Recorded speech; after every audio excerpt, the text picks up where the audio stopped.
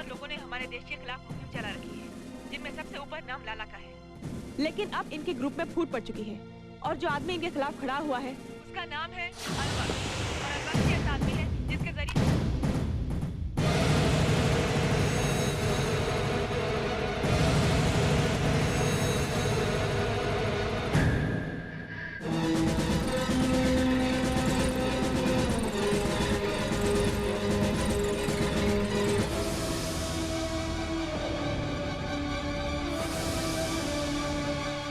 Delta 1 to Charlie 1, message received, over and out.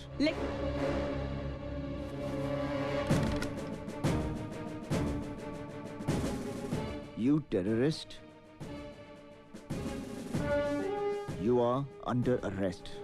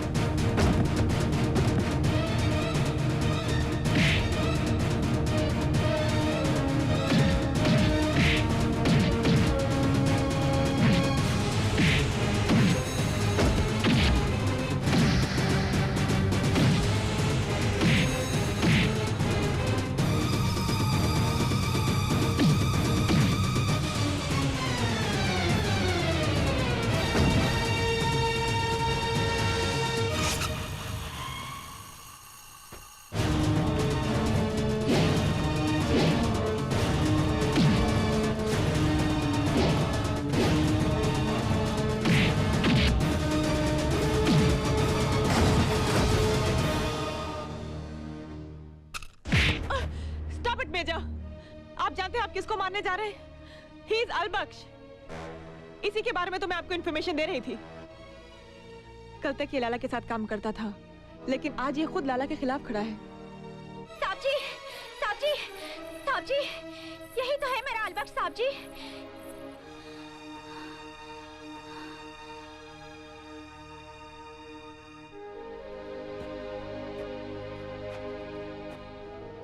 और अलबख्श यही तो है वो साहब जी जिन्होंने तुम्हारी नरगिस की इज्जत लाला के दरिंदों से बचाई।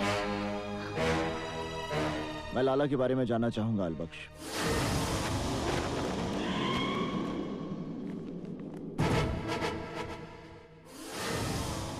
ये जखीरा मैंने लाला के भाई नवाब को मार के अपने कब्जे में लिया है और लाला के खिलाफ जंग का ऐलान कर दिया साहब जी।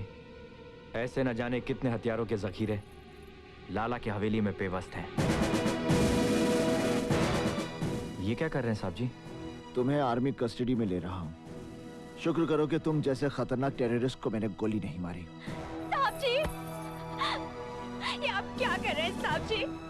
अलबख्श ये सब जोनाबाद की भलाई के लिए कर रहा है। मेरे अलबख्श को छोड़ दीजिए। अब अलबख्श का जो भी फैसला होगा वो आर्मी हेडक्वार्टर्स में होगा।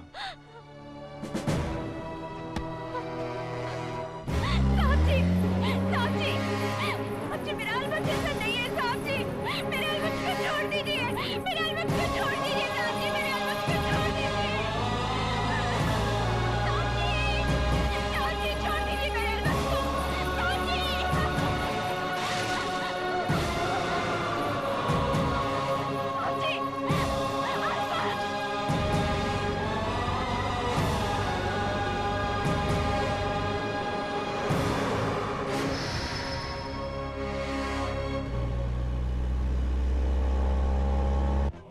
वो गद्दार अलबख्श पुलिस के शिकंजे से तो फरार हो गया था, पर अब आर्मी की गिरफ्त में आ चुका है। किसने गिरफ्तार किया उसे? मेजर प्रताप सिंह ने। मेजर प्रताप सिंह उसे कयामत तक नहीं छोड़ेगा और इसी दौरान हमें अपने मंसूबों को कामयाब करना होगा लाला। इंशाअल्लाह हम लोग यहाँ गांव से कब्जा करना शुरू करते हैं और तुम लोग पहाड़ों से फौजी ठिकानों पर हमला करो। अल्लाह हाफिज लाला। खुदा हाफिज।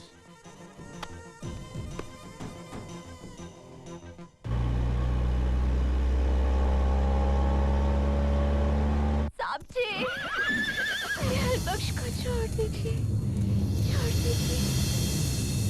ले चलो उसकी माशूका को।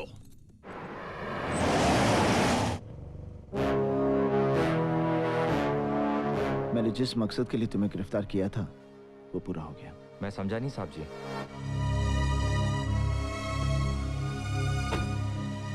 तुम आर्मी की कस्टडी में हो, मैं ये लाला को दिखाना चाहता था। अब उनका कांटा निकल गया है, इसलिए वो पाकिस्तानियों के साथ मिलकर जल्द से जल्द घुसपैठ शुरू कर देंगे। लाला और सरहद पार के लोगों को रोकना होगा साहब जी। अलबख्श, तुम यहाँ के रहने वाले हो, इसलिए यहाँ के अपने परायों को अच्छी तरह से पहचानते हो। तुम अपनों को साथ लेकर दुश्मनों पर नजर रखो जब तक हेडक्वार्टर से फौजें यहाँ पर तैनात नहीं हो जाती। पर हम इसकी इंफॉर्मेशन भी तो हेडक्वार्टर्स को दे सकते हैं। सिर्फ इंफॉर्मेशन देना काफी नहीं है। इतना बड़ा डिसीजन लेने से पहले हेडक्वार्टर्स को और भी फॉर्मेलिटीज पूरी करनी है, जिसकी जिम्मेदारी मुझे लेनी होगी। अलबख्श, वो हथियार किसी महफूज जगह पर छुपा देना ताकि दुश्मनों के हाथ न लगे। अलबख्श, मैं तुम पे बहुत बड़ी जिम्मेदारी सौंप के जा रहा हूँ। साहब जी, भले ही हमारे मजहब अलग अलग हो, पर हमारा मुल्क तो एक है। जब तक हम एक दूसरे पर भरोसा करते रहें और अपनी अपनी जिम्मेदारियां ठीक से निभाएं, तो कोई भी दुश्मन हमारे मुल्क पर आंख भी उठाकर नहीं देख सकता। तुम जैसे मुसलमानों का ईमान ही हिंदुस्तान की शान है Albakhsh. Let's go captain.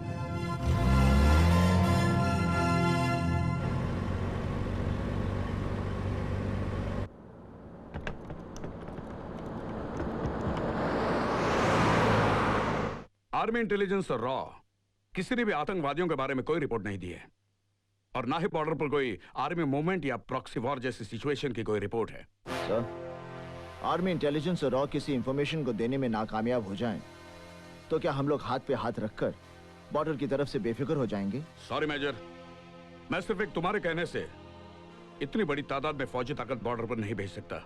Why sir, मैं अपनी कंपनी का ऑफिसर कमांडेंट हूँ। बॉर्डर पर जो कुछ भी हो रहा है उसे मैं अपनी आंखों से देख कर आ रहा हूँ। इसके बावजूद मुझे मेरी बटालियन की मदद नहीं मिलेगी? क्योंकि तुम एक ऐसे आदमी पर यकीन कर रहे हो मेजर प्रताप, जो कल तक हमारे दुश्मनों से मिला हुआ था।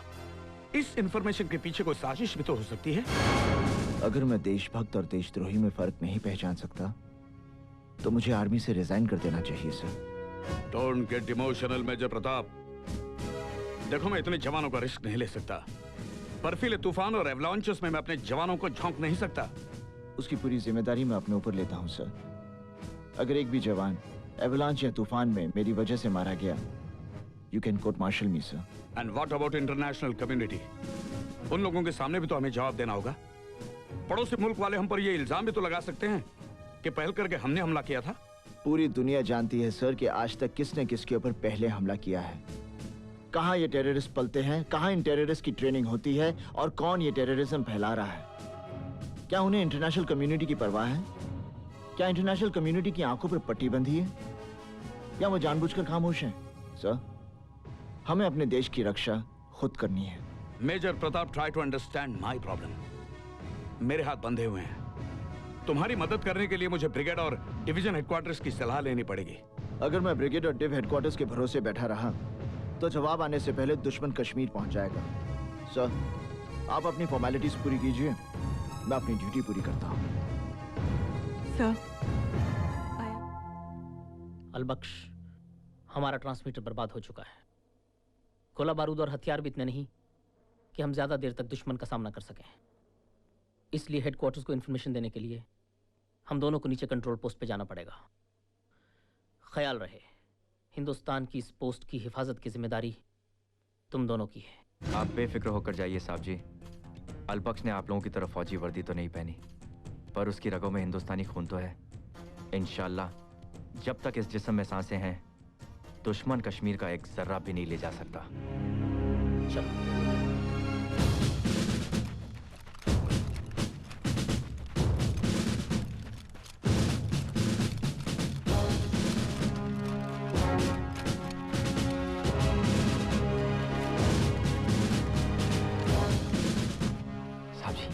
मेजर साहब आ गए।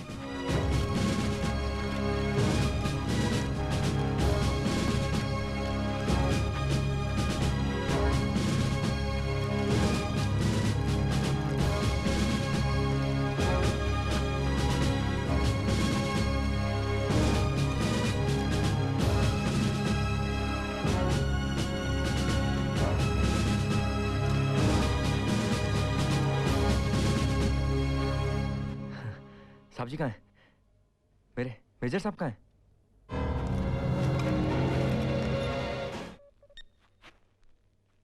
अस्सलाम वालेकुम गुलमस्तान। वालेकुम अस्सलाम लाला। हमने हमारे वादे के मुताबिक अलबख्श को गिरफ्तार करके उसे जिंदा दफन करने के लिए भेज दिया है।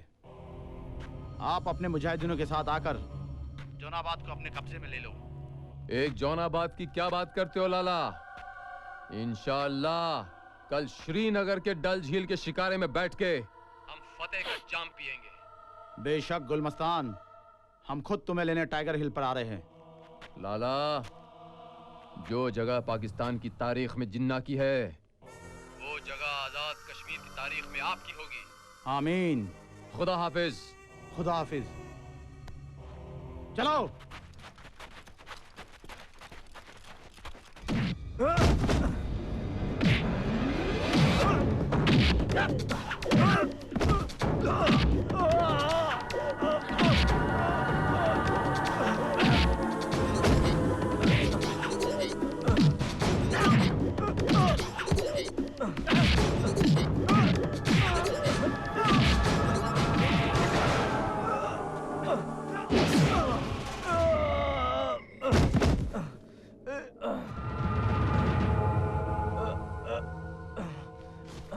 ले जाओ इसे और लटका दो इस कमीने को।